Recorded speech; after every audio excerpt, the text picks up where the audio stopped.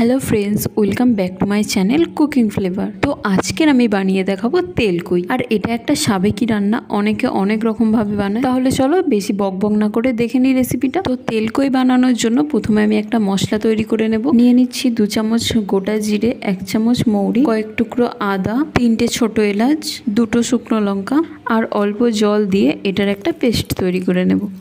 तो देखो मशलाटा आमादेर तैरी हये गेছে। এবার এদিকে আগে থেকে কেটে ধুয়ে পরিষ্কার করে রাখা কই মাছগুলোর মধ্যে নুন হলুদ মাখিয়ে নেব।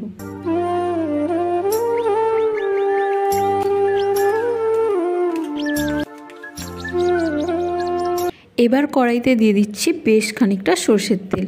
এই মাছের রান্নাটা কিন্তু সরষের তেলেই করতে হবে, তাহলে কই মাছের স্বাদটা বেশি ভালো পাওয়া যাবে। এইবার কই মাছগুলো উল্টে পাল্টে ভেজে নেব।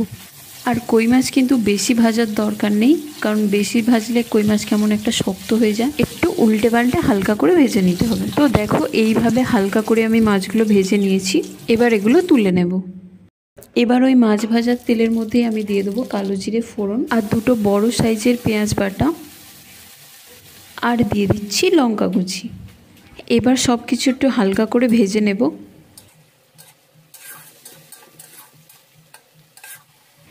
এবার এর মধ্যে আমি দিয়ে দিচ্ছি স্বাদ অনুযায়ী লবণ, হলুদ গুঁড়ো, কাশ্মীরি রেড চিলি পাউডার, ধনে গুঁড়ো। এবার সমস্ত মশলা ভালো করে কষিয়ে নেব যতক্ষণ না এর থেকে তেল ছেড়ে দিচ্ছে। দেখো মশলাটা থেকে তেল ছাড়তে শুরু করেছে, এটা আর কড়াইতে লেগে যাচ্ছে না। এখন এতে দিয়ে দেবো টমেটো।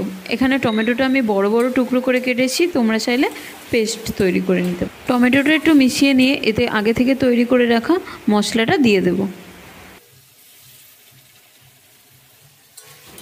মশলাটা দিয়ে ভালো করে কষিয়ে নিতে হবে। এবার আমি এতে দিয়ে দিচ্ছি কয়েক দানা চিনি। চিনিটা দিলে স্বাদটা ব্যালেন্স হয়ে যায়।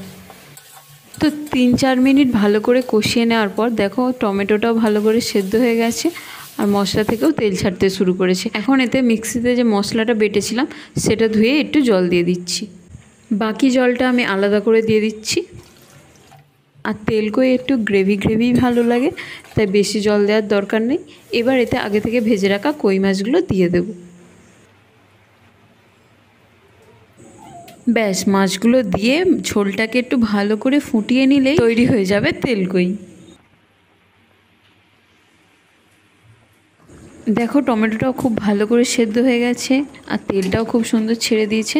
তো আমাদের তেলকুই একদম রেডি।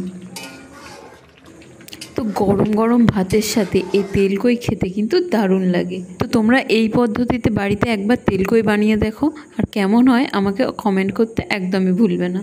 আশা করব আজকের ভিডিওটা তোমাদের ভালো লেগেছে, আর যদি ভালো লেগে থাকে একটা লাইক করতে একদমই ভুলো না। আর চ্যানেলে নতুন হয়ে থাকলে চ্যানেলটা সাবস্ক্রাইব করে নিন। তো আজকের এই পর্যন্তই, আবার দেখা হবে অন্য কোনো রেসিপি নিয়ে। সবাই ভালো থাকবেন, সুস্থ থাকবেন, ধন্যবাদ।